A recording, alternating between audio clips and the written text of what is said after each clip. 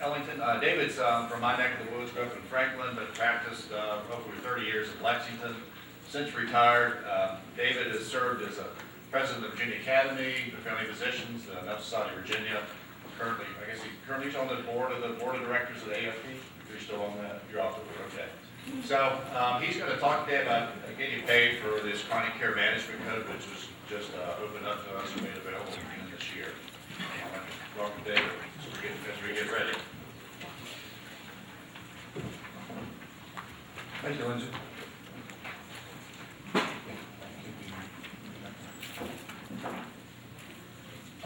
First, there's no way that I'm going to compete with some of those slides that were here. And if you think I'm slim, charged, and ready to go, I just hope by the end of the meeting, I'll look up here and say he's fat, boring, and get him out of here.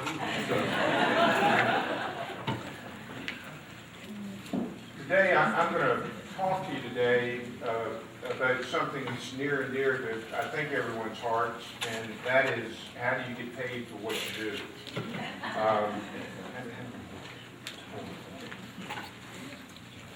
I'm sure all of you are familiar with the frustrations of family physicians with the amount we get paid and the amount we don't get paid for the amount of work that we do. Your academy is acutely aware of this and has been lobbying in Washington and with CMS.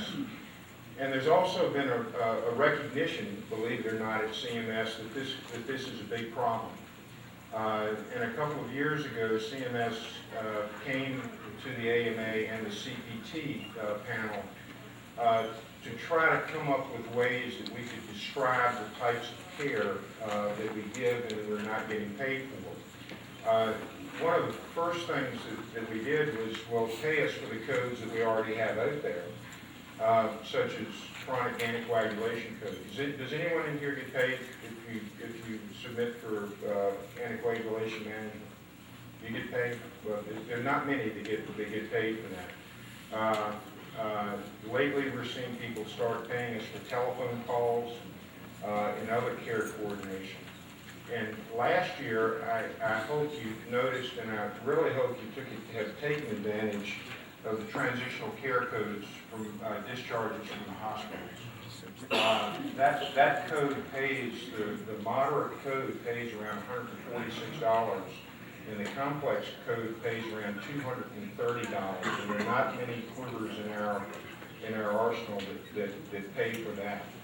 And those codes are really an example, and this sounds crazy, I know, and people don't like it when I say it, but good coding ends up leading to good care, because the care coordination from the transitions from coming to hospital and home really are important in trying to keep our patients out of the hospital.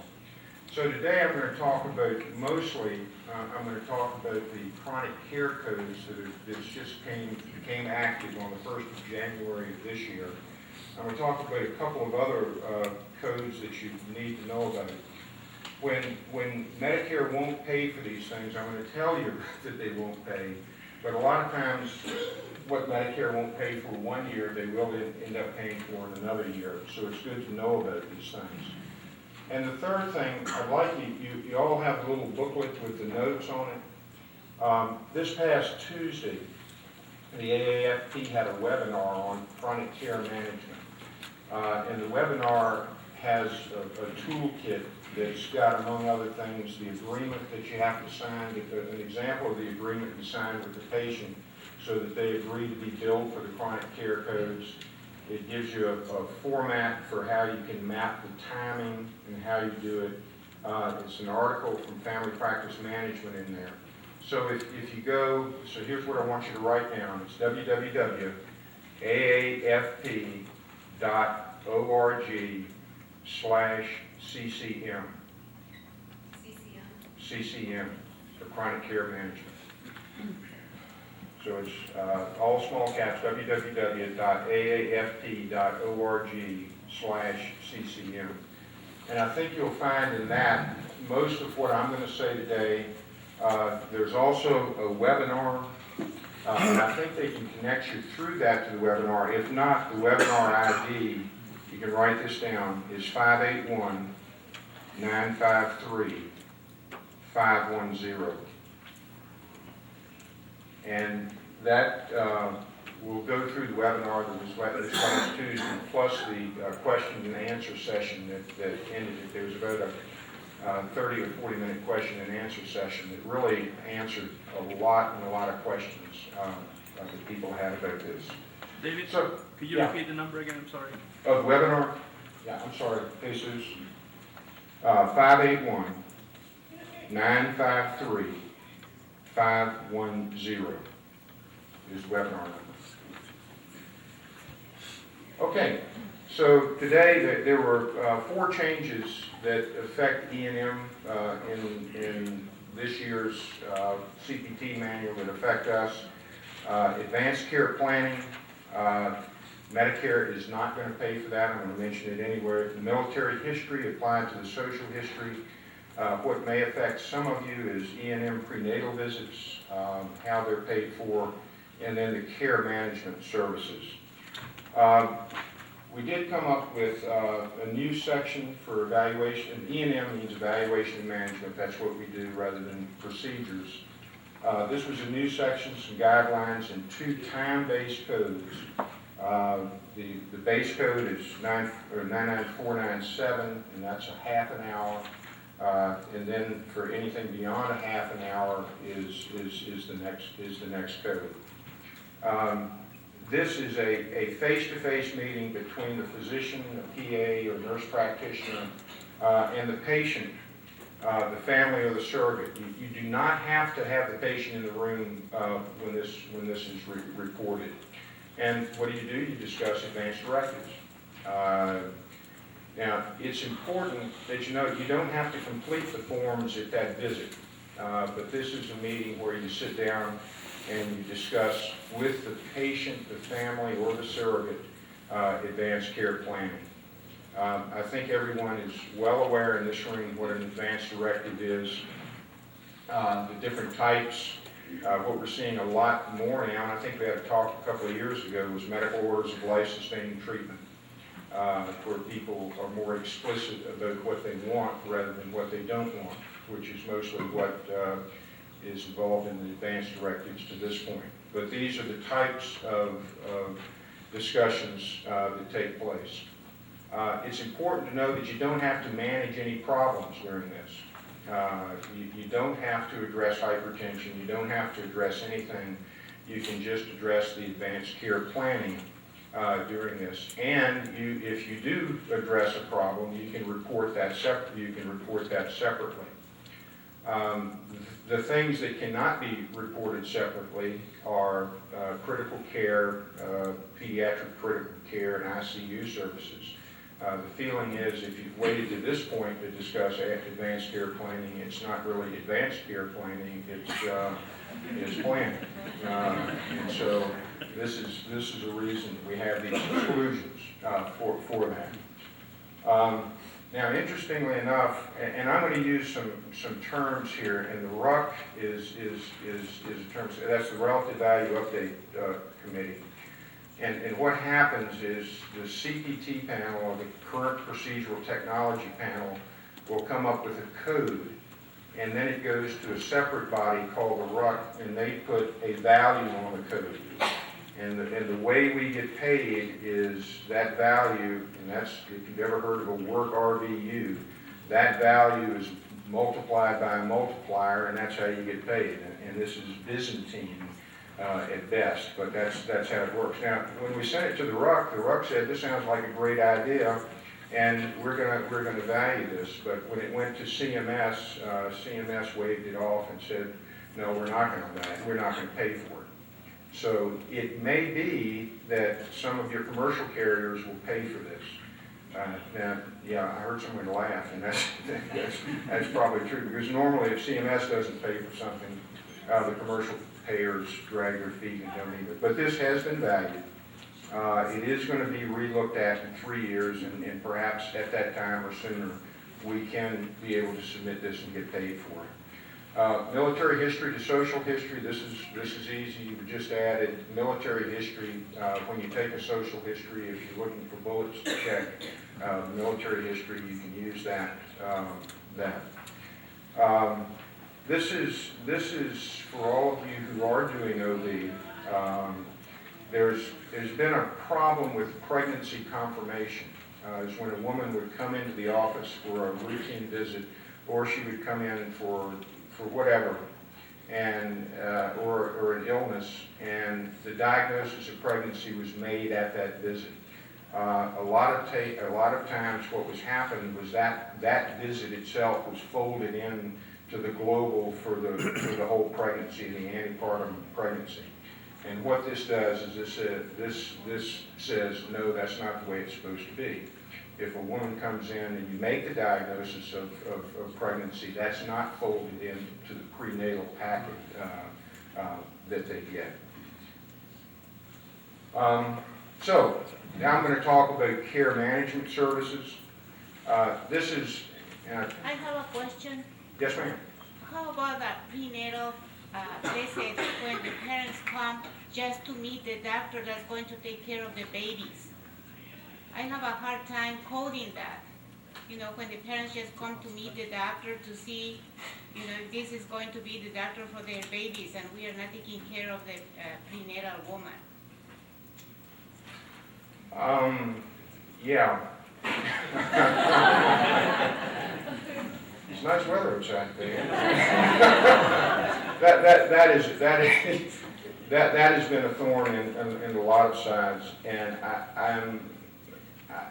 you know, obviously that's not part of the antepartum package because you're not providing the antepartum care, I guess, you're outside of that. And you don't have a, quote, patient with whom you are providing a consultation. You know, you normally, if you submit a report, a consultation, E&M code, you've got a patient who you're consulting on. I think the only thing that I can say about that's a very tough one, and I don't have a good idea for you, but you know, that's one of those things that sometimes we just do because it's good for the practice and it's good for the patient. And I hate to say that because I like us to get paid for everything we do, but I'm not sure I have an answer for you on that one, and it's certainly not involved in the antepartum package there. So I'm sorry I can't answer that. So the care management services, this has been going on for quite a while, and at CPT back in 2013, which was actually back in 2012, because these things take about a year to become active, put in 3 codes for what we call complex chronic care coordination. And what these tried to do was recognize the work that's going on in our offices that we don't get paid for, but we do. The telephone calls, the adjusting medications, calling other people for consultation, a number of other things we don't get paid for, medication reconciliation, anticoagulation management, in many cases telephone calls. And I think everybody knows that there's a significant amount of office time that's taken up with this. And not all of it is done by the physician or the PA or the nurse practitioner, but a lot of it is done by what's called your clinical office staff, your RNs, your LPNs, your medical aides and people like that. And so this was an attempt to identify what that work actually was and some way in which we could get paid for it. So and if you look down under the second dot, it looks like a bunch of hieroglyphics down there, CY 213 MPFS Part B, which will drive you nuts. But what that means is calendar year 2013, that's the Medicare Physician Fee Service. It's what that MPFS stands for. Part B is how we get paid. And every year in July or August, the feds come out with this thing they call the preliminary rule. And what this is they put out for comment for about 90 days what their plans are for payment for the next year. And they open that up for comment. And they really do listen. Amazingly, they really do listen. And the AAFP comments every year on this, and they'll send back a 20-page comment on we think you ought to do this, this, this, this, and this. Well, anyway, CMS looked at this and they said that, well, we're gonna give this an indicator B. And what indicator B means is we ain't paying for it. It's all lumped into what you're getting paid for now, and tough luck, fellows, try again next year. And so the next year, Medicare woke up a little bit and said, well, we think it's a good idea to pay for chronic care, but we don't like the way you described it, and so we're going to do something called a G code, which is an auxiliary universe that Medicare has out there, and it's a different coding system that drives everybody nuts. And so what you try to do is reconcile the CPT universe with the G code universe and come up with something that 3 people in the United States understand rather than 1 person understands. And so we went back at the CPT panel and we sort of made some adjustments. Now, when I go through these adjustments, I think you're going to look at me and think I'm nuts or I'm crazy, because it's a real head scratcher. But there is some method to it, and by the end of it, you'll know what to do. So, the old complex chronic care coordination services, we had 3 codes. There was no face-to-face visit in the first hour, then one had a face-to-face visit, and then you had what's called an add-on code, which was further time after 1 hour. Well, in 2015, we changed that a little bit, and we had some new sections and some deletions and some additions, and I'll go through these and explain them to you. You don't need to look at that. We made a division into complex chronic care management and chronic care management. We changed coordination to management and changed this out. Now, the one that you need to look at is the one in the lower right-hand corner, 99490, because that is the one that's getting paid. Medicare is paying for that one. Medicare is not paying for 99487 or 99489 at this point. But remember, Medicare didn't pay for, I don't know what happened, well, there we go. Medicare didn't pay for any of this a couple of years ago. So the hope is that as this progresses, that Medicare will look at this and say, yeah, that's probably a good idea the way you've got the thing put together, and we'll start paying for that. So now it's set up in complex chronic care management and just chronic care management. And I'll go through the differences so you'll know what they are. But the key number here is 99490. That's what you get paid for. It averages in Virginia about $42.50. Now, you look at that and say, well, that's not much, but it's only for 20 minutes. That's the care, and it's $42.52 that you weren't getting a year ago. And the $42.50 is an average. Please understand that if you qualify for some of the the EHR, PQRS stuff, you may get a little bit more than $42.50. If you don't qualify for that, you may get a little bit less than $42.50. If you work in a facility rather than a private office, you may not get that, but the $42.50 is the benchmark number. Now, just some verbiage changes. We did change coordination to management. There are a couple new sections, and we further clarified what a typical patient is that you need to worry about. There were 2 bullets. One is that you can use this time to report transitions that are not reported as part of the transitional care. Now, in CPT, there are a lot of exclusions that say if you do this, you can't do that. If you report this, you can't report that. And the month that you report a transitional care code, you cannot report chronic care management, but also because there would be overlap in the 2. But let's say you didn't get to the patient within 48 hours, or you didn't do medicine reconciliation, so you didn't meet the criteria for transitional care code. You can use this to describe that if you provided that work. And also ongoing review of the patient status. So if you're doing perfect example is anticoagulation management. If you still have someone on Coumadin and you're making multiple adjustments in their Coumadin dosages and they meet the other criteria, that can qualify for this. But you cannot report Coumadin management and this together. So realize there are some exclusionaries that go in with that. Now, here are some of the things that are important to know. You've got to apply you've got to have 24/7 access to the patients within your group or your call group.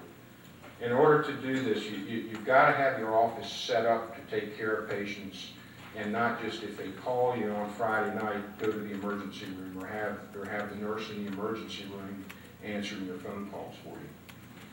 This has to be an office reconciliation where you're providing that care and the patient knows how to get in touch with you.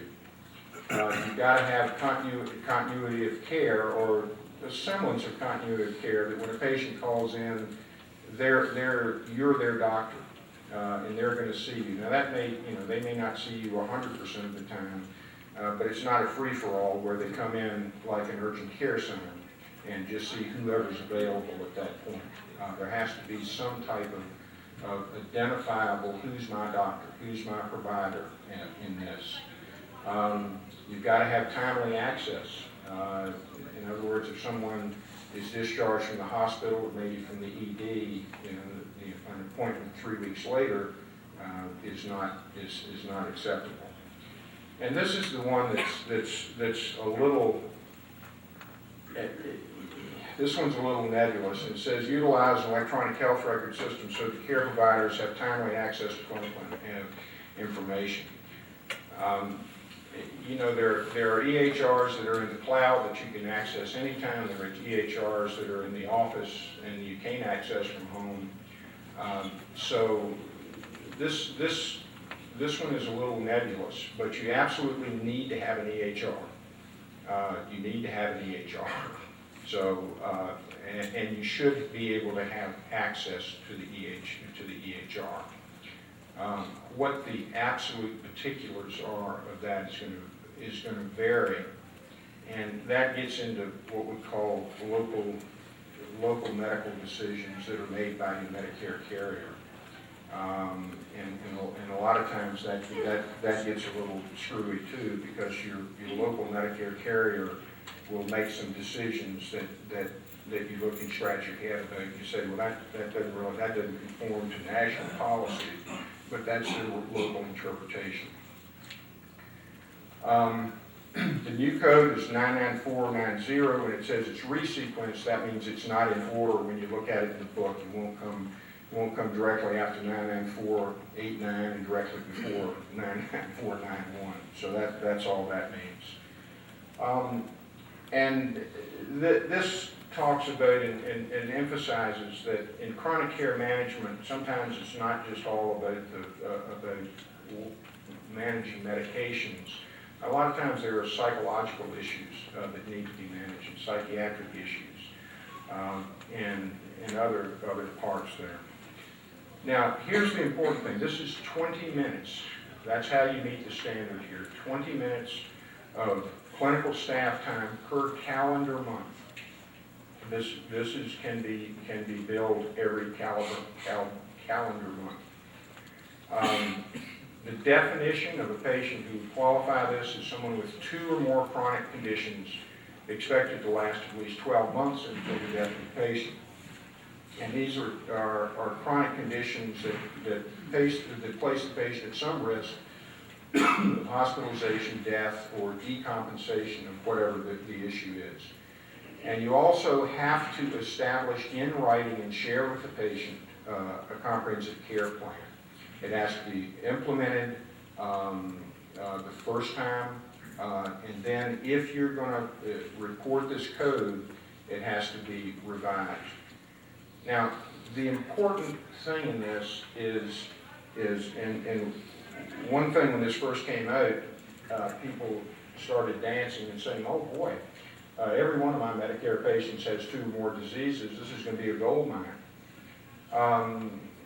This is A, not for every patient, and B, even for the patient who may be billed 1 month, it's probably not going to be billed every month. Because you look at the third word here, and that's management. The mere presence of 2 chronic stable diseases or 2 chronic stable diseases that aren't changing doesn't mean you report this code. You have to have some active management going on in order to report the code. And if you report it in January and the patient is perfectly stable through June, well, you're probably not going to report it in February through June. But then if they backslide or something, you may report it at a different place. So once they get on the train here, the train doesn't pull away from the station and you just click, click, click, click, click and bill it every month. If you do that, I think you're going to get audited and you're going to end up paying the government some money. So remember that we do have these criteria, and the third word here is important, and that is management, and that means active management. This is the actual code descriptor, or if you look in the excuse me, in the CPT book, this is what it says, and I think we went over it pretty well. This is staff time, and that's important, and it's directed by a physician or other qualified healthcare professional. And this is different from what we've had in the past in the CPT manual. In the past, the work had to be done either by a physician or what's called a qualified healthcare provider, which is a nurse practitioner or PA, registered pharmacist, folks like that. Dave? Dave, who puts the note in the chart? I beg your pardon? Who puts the note in the chart? The clinician? Can a nurse put the note in the chart? Yes. The nurse can put the note in the chart. Yeah. Yes, ma'am. Does it include discussions with family members? If you have somebody who's an elder and you're discussing the management of that elder with a family member on the phone? That's a good question, and I think the answer is probably yes, and the key there is the documentation. Because the times need to be documented.